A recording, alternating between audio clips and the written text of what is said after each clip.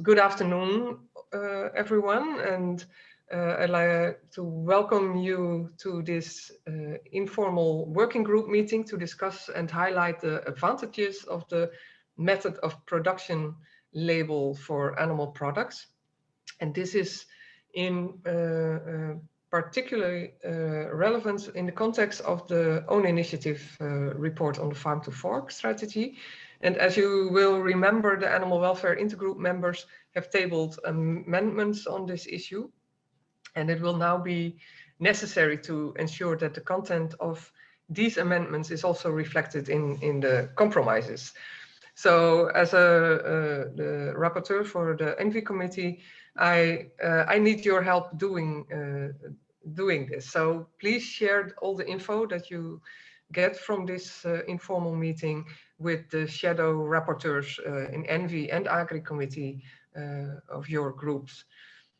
So now let's go back to the labeling. In the past 10 years, labeling initiatives informing consumers on farm animal welfare in food production have emerged in several EU member states. And today there are dozens of labeling schemes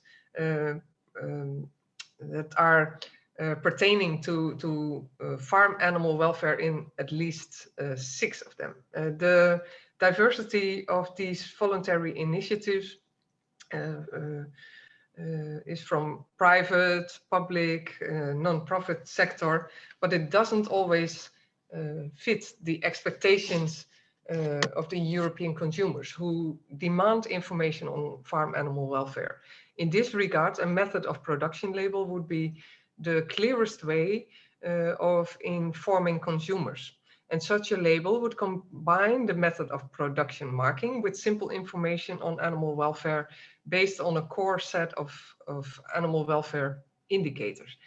That are, first, mandatory labeling to make sure that all products are labeled and not just the ones that perform well on animal welfare.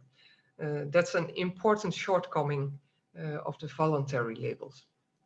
Mandatory labeling would also entail regulation by the government, which consumers perceive as more reliable than private certificators.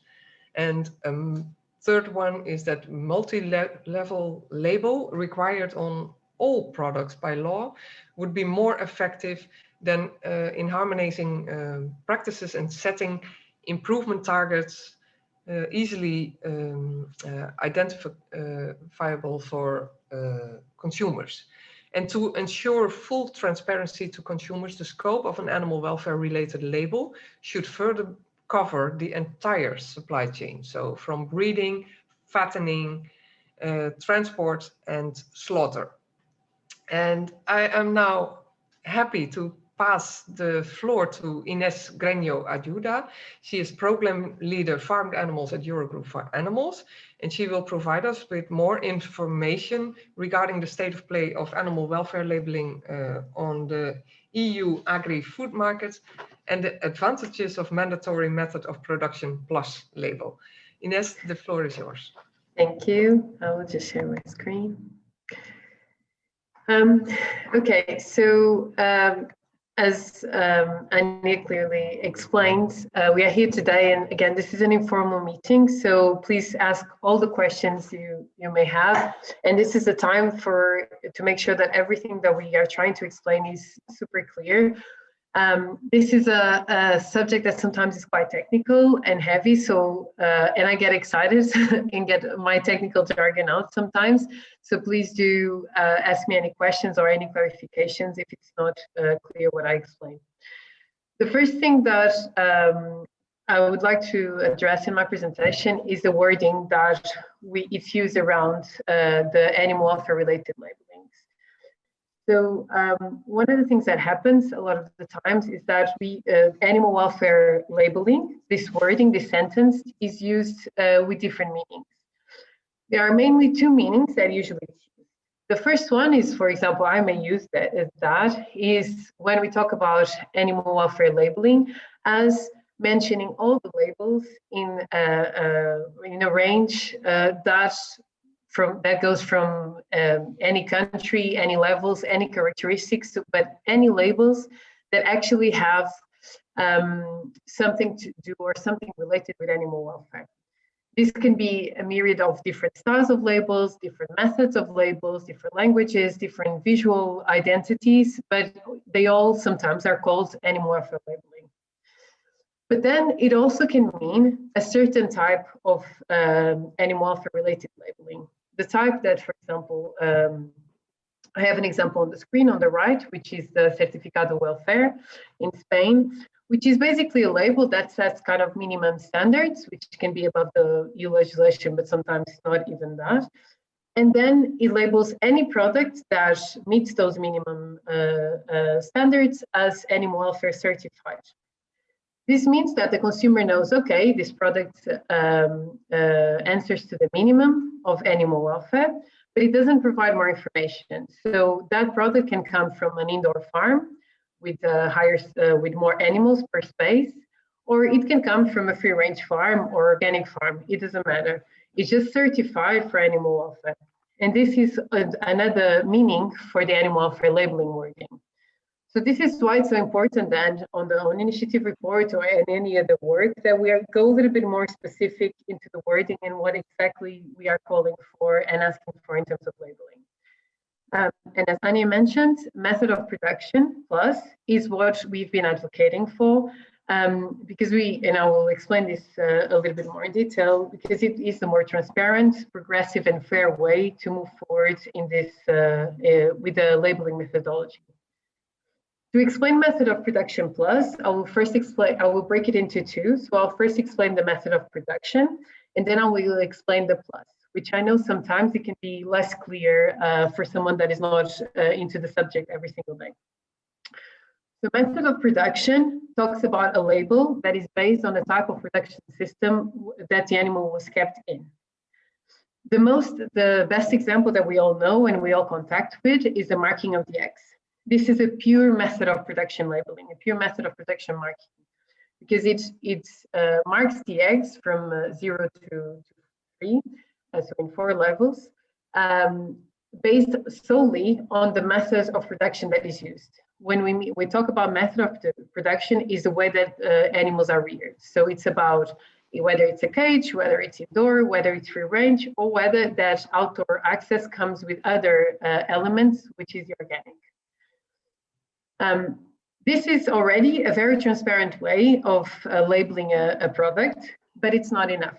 And as you know, and probably you've heard several times, and for example, in conversations on cage-free, and sometimes in defenders of cage systems, people usually say, yes, okay, but saying it's cage-free, it's not enough because you put the animals out of cages. I don't agree with this statement. We hear this a lot. You put the animals out of cages and they are in worse conditions because the standards out of the cage are not good enough. So it's important that we add an extra layer to this method of production. And here is where the plus comes. So the plus, it's about bringing this additional animal welfare requirements, so additional criteria, and also include other production stages, such as, for example, transport and slaughter. As Anya mentioned, that is quite important also for the consumer to know about those criteria. So this plus will provide the extra layer of transparency and of certainty that animal welfare is respected, and that level of the different levels of the label actually are meaningful for animal welfare. They are doing what they are supposed to do, which is provide a truly meaningful extra step higher in terms of animal welfare. Just to give you an example of how this would look like, this is a pure example that I took from discussions of our internal group at Eurogroup for Animals on Labeling. But I thought sometimes when we talk about the method of production plus concept, it's hard to then try and materialize it or make it something concrete. So in these upper lines on the horizontal line, you'll see different methods of production. So indoor, we call it indoor plus, but we can call it any other names. Indoor with a veranda, free range and organic. This is for broilers or for chicken meats. products. But then, apart from this, so this will be kind of the horizontal line will be something similar to the egg, so the egg marking. We also add the layer of the plus. So we also add more detail and more criteria to it. So basically what we are telling the consumer is that if you're buying on the level indoor plus or indoor plus with veranda, you're also knowing that your product will have minimum standards for the stocking density, for the breed, which is very important, that is used for broilers, will have or not outdoor access, the type of light that is provided, whether they have windows, for example, whether they are provided with something to do with enrichment, and how was the transport and the slaughter method. Then these thresholds have to be decided, of course, which is the minimum for each level. But they should provide, and this is an important baseline for any level, they should provide a meaningful step up for each level. So for example, it wouldn't make sense that the stocking density stays at 42 for 3 levels. It needs to go lower and lower at each level, so providing a progression. And as Anya was also mentioning, this is the methodology, the method of production plus. It's the first step. But it's also important to not just advocate for method of production plus, but also advocate for other features, other criteria around the label that will make this label these 3-step things, which is transparent, progressive, and fair. So in order for it to be transparent, it needs to go, the label needs to label products from the minimum EU standards up to premium levels. So as Anya was mentioning, it's not just about labeling the higher part or the higher sectors of the products. We need to provide transparency to consumers in a model for them to compare where their product is compared to the minimum EU legislation and compared to the different levels of animal welfare. That's the only way of being totally transparent about the products that are on the shelves of the supermarket. Then also the method of production already provides some transparency, because we are at least informing the consumer with a clear way of sectioning their products or classifying their products in different levels of animal welfare. At the moment, with so many existing labels in the market, it's really confusing sometimes to know how the animals are reared, or even if it's a good level or not. So this method of production should provide this transparent basis for the consumer. Then the other important thing is that it's progressive. So as Daniel was mentioning, the label needs to have tiers, needs to have levels. This progression is important so the consumer can go into this journey of progressing in terms of buying higher and higher animal welfare products, and being able to choose between one that is kind of EU minimum standards, or actually to say, no, I read something about the suffering of pigs, and I want to make sure that they are at a higher level. So I want to buy a product that is higher animal welfare, and I understand that compared to the minimum legislation, levels 3 and 4 will probably be something that I, as a consumer, would be comfortable with. Then also, this progression is for farmers, for producers as well. Because as a farmer, it's important also to provide this kind of framework so I know where to invest and how to progress. A quick example, very rough, of how this would work is that I'm a farmer that has a broiler farm or a chicken farm, and I want to, I'm having a new batch. I'm thinking, what can I change? Where should I invest? I ask the retailer that buys the chicken from me, and the retailer says, well, we look at your farm. You have all the criteria to be at level 3. The only thing that is missing is the stocking density. You need to go lower. So then me as a farmer, I can make a decision on where to invest and where to go next if I want to progress on animal welfare. Then finally, it needs to be fair. And in order for it to be fair, as Annie also mentioned, we need to make sure that it's mandatory. It doesn't. This will mean that all products will be labeled, and no product will escape the transparency and the labeling. And the consumer will know. If I look at the shelf with 1,000 different products of bacon, I don't know, or something else, a big pork product, I will know where do all those products are against each other. And this is a benefit of the EU-wide label, one of the big benefits of the EU-wide label. It needs to be across all species, so all animal products should have this transparency. And also, we should be fair in providing animal welfare measures, so the plus side, so making sure that we talk about the method of production, but we also make sure that the animal welfare level in that method of production is the one expected and transmitted to the producer, to the consumer. Why now and why this is so important? And I already referred to the own initiative report of the Farm to Fork. It is really important that this wording is right on the report, that it is not vague and actually is quite specific. It addresses method of production, it addresses the animal welfare indicators that come with it, so the plus side. It addresses that should come from minimum to premium levels, from minimum EU legislation. It addresses the fact that it should cover all the stages of production, all species, and eventually also be mandatory. The other important thing to know about this and be informed about labeling is that a lot of initiatives are popping up due to the Farm to Fork. And as you know, the European Commission is looking at, is mandated to look at alternatives or options for an animal welfare related labeling. But also there is a subgroup of the Platform of Animal Welfare that will have conclusions published in June. There is a method of production plus project from an initiative of the Northern Western Alliance countries that was started by the Agriculture Minister of the Netherlands. There are more and more labeling appearing every single day. So the latest, I think, will be a label from the Italian government with just 2 levels. And then also we know that sometime this year, towards the second half of the year, the European Commission will make a decision about what to do next in terms of the animal welfare labeling. So it's quite important that we get our wording right, and that we ask for the same thing, that is transparent, that is fair, and that is progressive. As I explained, method of production plus will provide those important characteristics for a EU-wide label.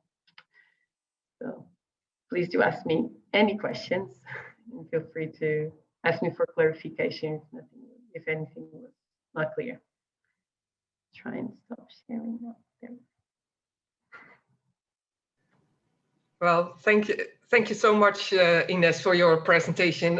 Let me start with one question. Are there already labels, for instance, the ones you mentioned from the animal welfare organizations?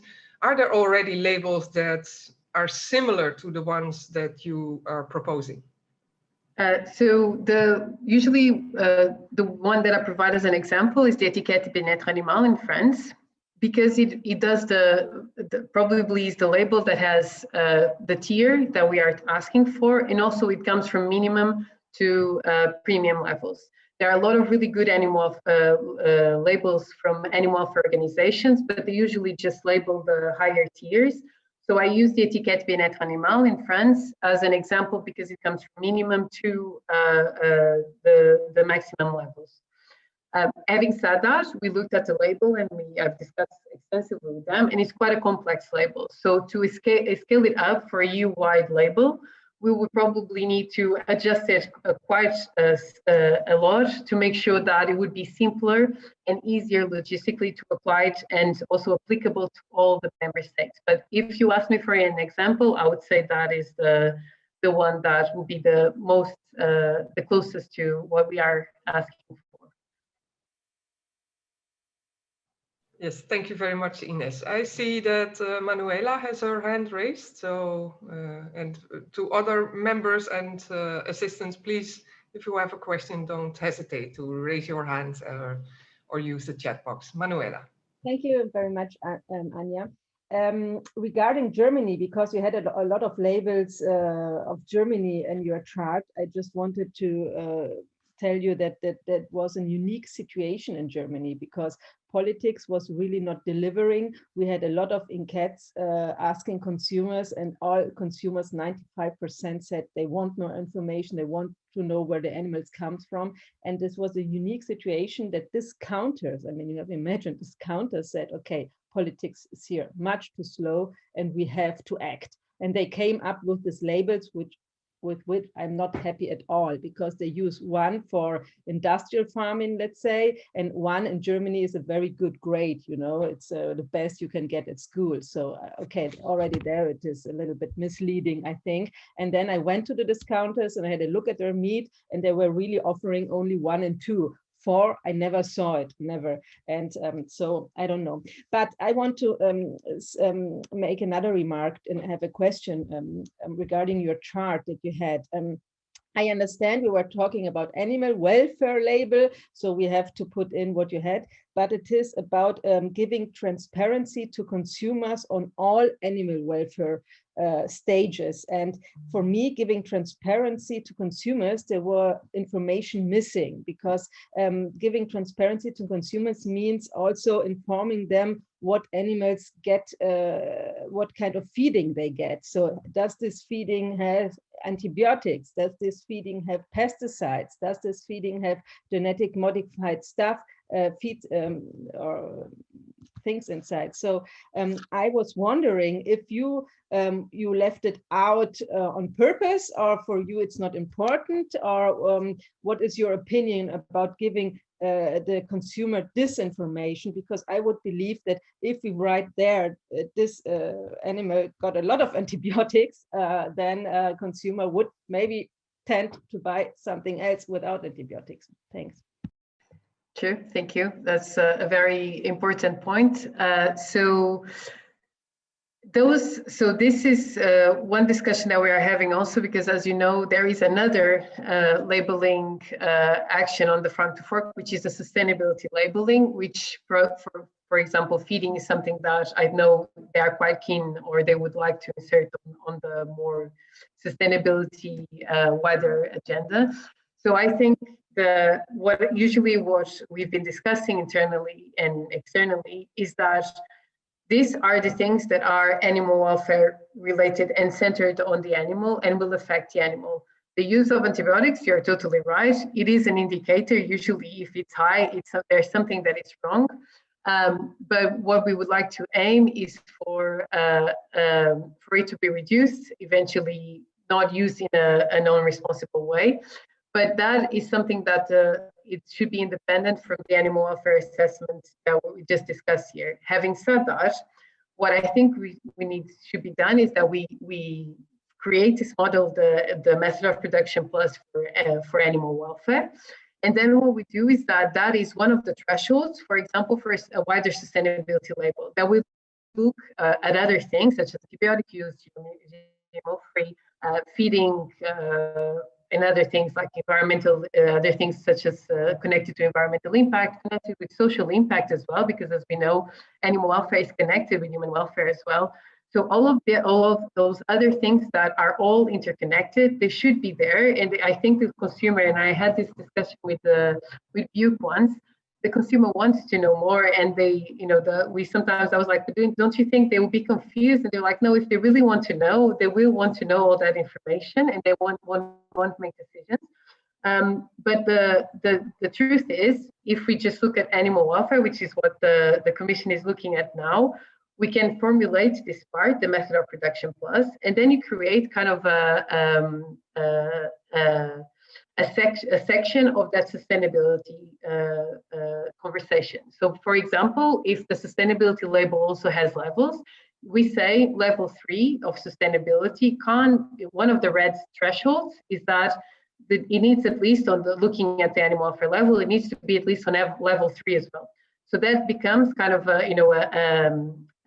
mandatory criteria to consider a product sustainable. And then all of those other things that you referred are super important and are quite important, but they should be integrated in this wider picture of farming, not just on the MOP plus label, if that makes sense.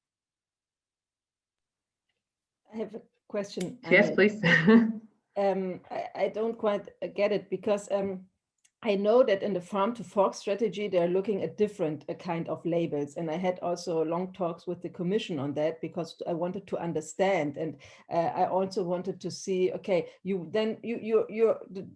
opponents of labels are saying, okay, it's distorting consumers. We have too many labels, so we don't want too many labels. But then now, if I understood it right, in the farm to fork, they propose on one side an welfare label and on the other side the sustainable label that you mentioned. So what I'm saying is, no, this makes it even more complicated. We don't need one label here and then another label there. Make just one label that makes sense, you know. And so are we heading now towards these two labels, or is it just one label?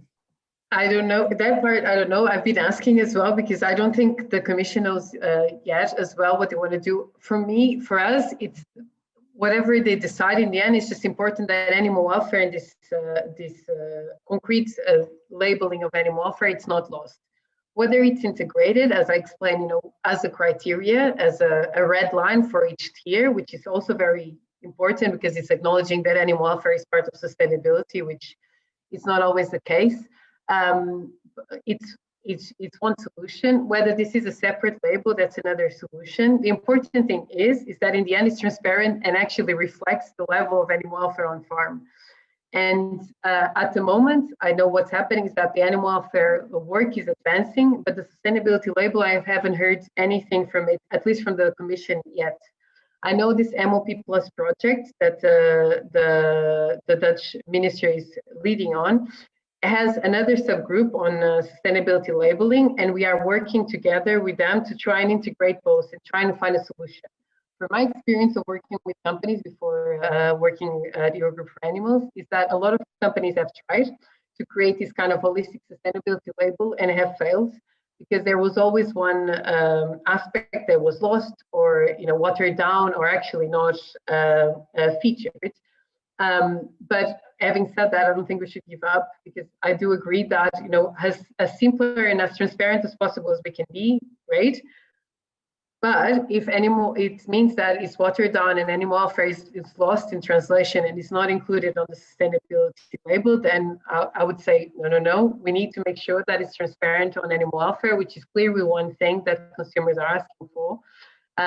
But I don't have a solution for the sustainability label, but what I know is that we'll carry on trying to be on the discussions and knowing whether, if animal welfare is integrated, to make sure it's not watered down and it is truly transparent and represented as well.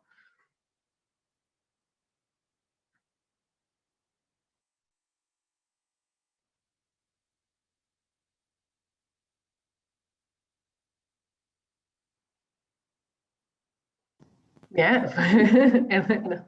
Hi. May I ask a question? Yes, go ahead. I'm sorry I lost the connection, but go ahead. Thank you very much. I'm the assistant to Pascal Durand.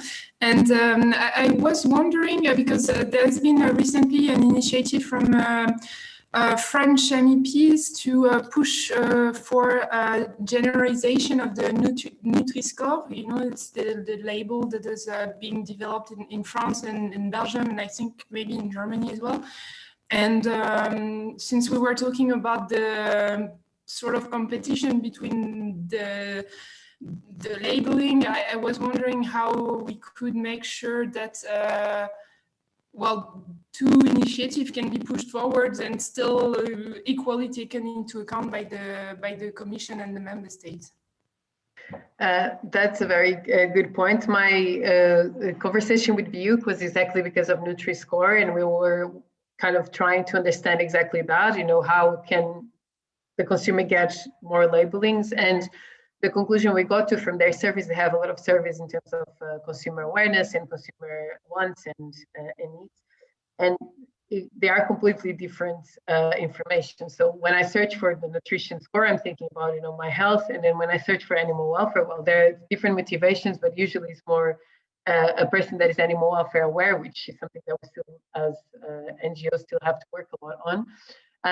So there wasn't a feeling that there will be conflicting or there will be a problem or of a competition between the two. It will be quite two important subjects that the consumers would look for and would want to see on pack. Having said that, I don't know about, I think the Nutri-Score is not thinking of being integrated, or there is no plans of on the sustainability side, because nutrition is probably a different matter. So I think for them, they are kind of 10 years ahead of the animal welfare labeling, I would say, but they are ones that we constantly have meetings with, so we have the learnings and understand, because as you just described, it started as a voluntary initiative, but there are a lot of companies that are taking it and making it mandatory in every single product here in Belgium, in France, in a lot of countries. So we have been having a lot of learning a lot from them. But yeah, I don't think I had this discussion because I was worried about that as well in terms of confusing. And the answer back, or the answers I got, was that it wasn't a problem because there are two quite distinct informations that the consumer looks for different reasons and for different purposes. So, yeah. Well, thank you, Ines.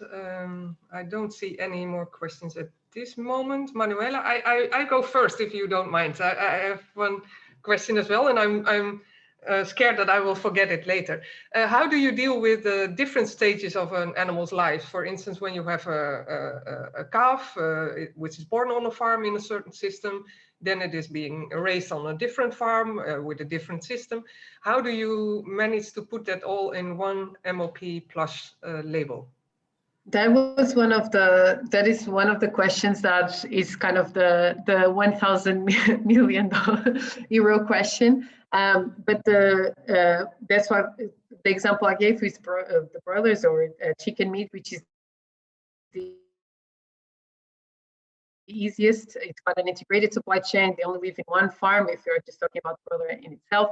But then when we start moving to supply chains such as pigs, it becomes quite complex. So traceability is key, and data access will be key to install any EU wide label. And the way the data will be traced is quite important also, because for example, in pig supply chains, again, there are a lot of processed products, meaning that a product can come from different animals sometimes, so it makes it even harder to trace. Having said that, it's not impossible, and it's being done already, and with a lot of new technologies, it is doable, and with good identification systems, with registration systems, with movement systems, and so on, and accessibility allowed to that data to be able to control it. There will be also the other question also, and this is something that will have to be considered when thinking about species, is that, for example, for pigs, it is quite important, and there is a lot of awareness to a good work, for example, on NPHH of the mother, the parent stage. So it's quite important, and it's usually integrated in the existing labels for pigs. And that means that in one label, we have information about that animal that is being consumed, but also about the parents of that animal. In other species, such as, for example, broilers, that doesn't happen. So it's a consideration also to have when thinking about the different labels and how it compares across species. And we, for example, internally, I used our subgroup to think about this blueprint for broilers. And the next step will be to think about this. Blueprint means a model to try and conceptualize it a little bit more what we are asking. Nothing official, anything like that. And now the discussion will move to pigs, and we know already it's going to be much harder to try and put the two production phases, because we have to, so mothers and piglets, into a label. But it's doable and it's possible, and it's done already in some labels in the EU. So I don't think we should, if there is that possibility and if there is the traceability to do it, I don't think we should refrain ourselves from including more information in the label. Thank you. Manuela, go ahead. Yes, thank you, Anna. I had a question because this labeling is about giving transparency to the consumer, but it's also about the empowerment of the consumer. And I wanted to know your opinion on one of my favorite topics, that is the power of pictures. Because pictures work, they stay in the long-term memory of consumers, and we saw with the cigarettes that when we got the shocking photos, the people start to buy less, especially young people don't start to smoke, and yeah, so you can see that there is a movement since there were these pictures and going into the right direction, meaning less smoking. Then we have all the pictures of the plastic in the seas, and people start buying bottles out of glass. And my question is, wouldn't the consumer really be empowered if we would have pictures of how animals are kept on the meat packages?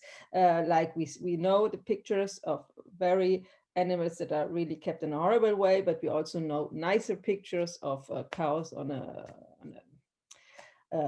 outside in a grassland, you know. So this would be the question. And the second question would be a little bit also in the direction of Anja, the different stages that you have, the different categories. I think in your chart you had 5 categories.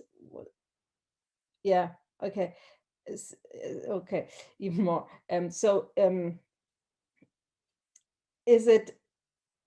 Can we have a label with such many categories, or do we, I don't know, make it more easier for customers to see the differences?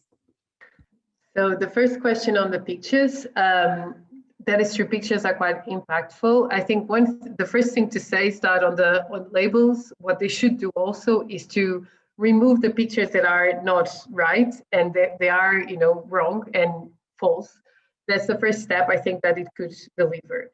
And in terms of providing pictures, that would be great if we manage to get, you know, a true picture. And there was ages ago a retailer in Belgium, I can't remember which one it was, that had kind of, you know, videos on top of the meat aisle of the animals inside, you know, in indoor systems, showing the consumer how they were reared. It was intensive systems, and that didn't stop people from buying it because they, you know, they were clean, which is a perception that a lot of people that are not animal welfare aware are. They were clean, they looked calm, so it was fine. So I do agree that pictures would be illustrative for people, but that would not be enough for a lot of people to move away from the minimum standards, especially if the pictures are, you know, pretty intensive standards. As I was saying, clean, animals look, you know, looking at the camera with their ears up and looking still cute. So it is still, it could be something to explore. So for example, the Etiquette Bien-être Animal doesn't have pictures, but has kind of an explanation, kind of a diagram of what, you know, indoor, outdoor looks like. So it's a little bit more intuitive for people. But maybe if the pictures are the right ones, which is the other thing that's debatable, because you will have to be representative of the production system of the member state, it could be that they are quite impactful, but I think it's something I haven't seen any label using it before, so I don't even know if there is studies or something showing the impact of it, but maybe there are. Yeah, it could be. Then in terms of the second question, so although the criteria are, you know, I'm showing you the background scene of it, what the consumer should see in the end is just, you know, an end result. And the end result would be that everything is ticked, you know, all those criteria are ticked, but what I see as a consumer is that this is level 3 or this is level 2. The same, you know, with all labels should only have that conclusion. It shouldn't be, you know, all of this is feature, all of this is just, if you want to know more, okay, the consumer can dig a little bit more and see, you know, what are the criteria, what are the level expected, and so on.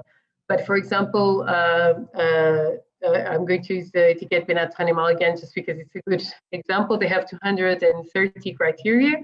And in the end, the only thing that the consumer sees is this is the system and this is the level, and that's it. So it's very simple, but also it's important. I'm not saying 230 criteria, but it's important to have some criteria that work and they have been tested in already in other welfare labels. So not inventing new criteria, because that will be a big hassle and will take a long time. And secondly, that those key ones that are meaningful for each species. Because if we miss something, for example, for broilers, if we don't know the breed, that's already, you know, a big super detrimental for the welfare of the animal, because we know that even if you have the greatest system ever, like organic, with you know, outdoor access, beautiful bushes and everything, if we have a fast-growing broiler, so one that can't move, they will not enjoy, they will suffer pain and they will not enjoy the system. So we can't really miss that criteria. Maybe, yes, it can be simplified from what I just showed, and maybe there are some criteria that can be removed. I don't know, there's something to think about. But I think we should also not reframe ourselves from putting a little bit more criteria behind it if it's quite essential for that animal. But in the end, the consumer shouldn't be, you know, presented with this. They should be presented with just a simple scale.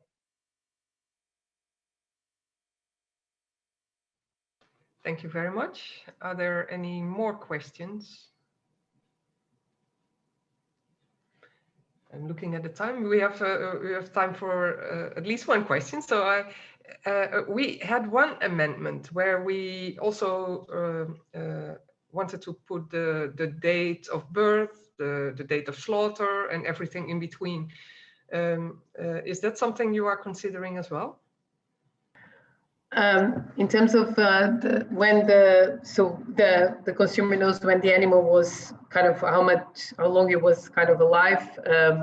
That's actually the last. Kind of alive. That's a good. That's a good definition. That is actually the last point when we are discussing internally on our subgroup on labeling. That's the last point we are discussing is whether the minimum age, slaughter age, it's an animal welfare concern or not. And this is where the ethical debate starts about should the animal live longer or should the animal live less but suffering if it's, like, for example, a fast-growing breed, suffering less. And this is something that we don't have an answer. I don't have an answer yet from the group. But it's at the moment what we are discussing is whether, for example, the higher levels should have that minimum age because it's supposedly, you know, the best or one of the best lives we can give to an animal that is farmed. So should they have a longer life in that system?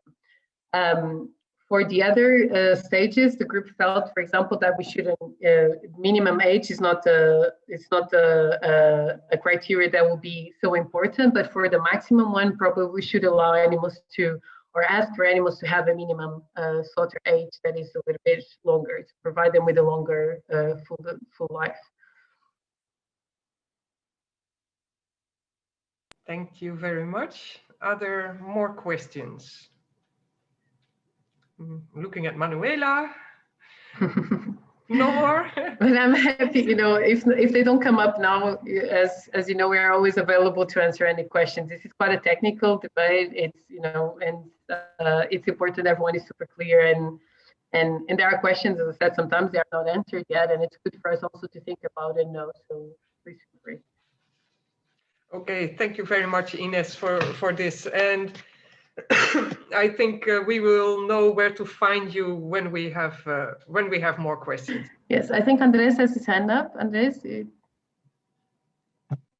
Yes, I think it would be good, Anja, that you tell us also more about the discussions now on the drafting of the compromise amendments, because this information, I think, will be important also to all intergroup members involved to make sure that the information that is contained in amendments that have been tabled by intergroup members is taken up also in the compromise amendments. And in particular, I wanted to refer to the compromise amendment 1586, which includes the information we have been discussing during this meeting.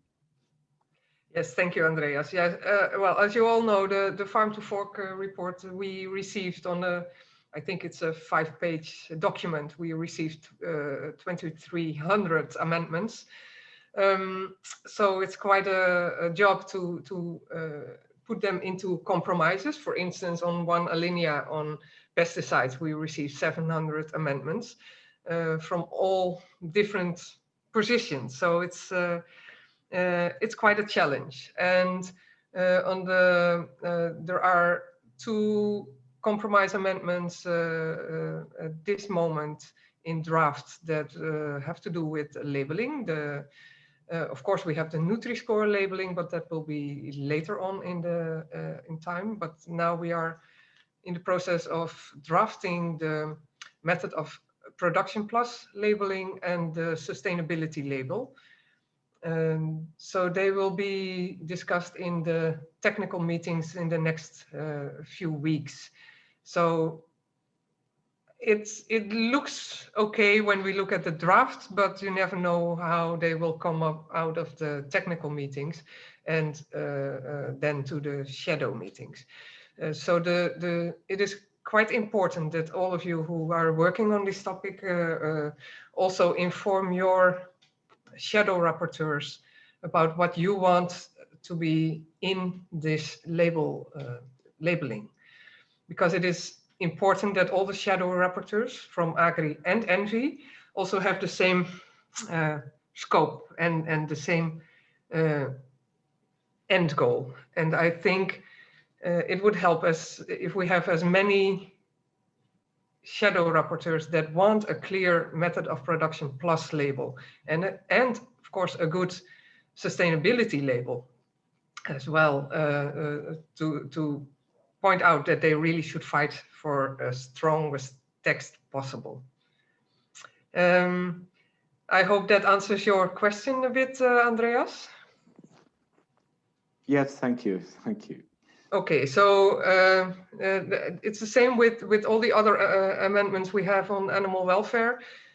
Please talk to your shadow rapporteurs in Agri and Envi and make sure that they fight for all the animal welfare positions that we tabled on behalf of a lot of members of the intergroup. I think we can end this meeting now. I hope that this session has provided you with all the arguments to promote the related amendments on the draft farm to fork strategy. Let's make sure that it will be a strong text, and the Secretariat will send you more information about the relevant amendments to support and promote within your political groups. Joining forces among the members of the Animal Welfare Intergroup has proven to be effective at numerous occasions, and I hope we can do the same for this issue. So many thanks to all of you. Hope to see you soon and wish you all a nice day. Bye-bye. Bye, thank you.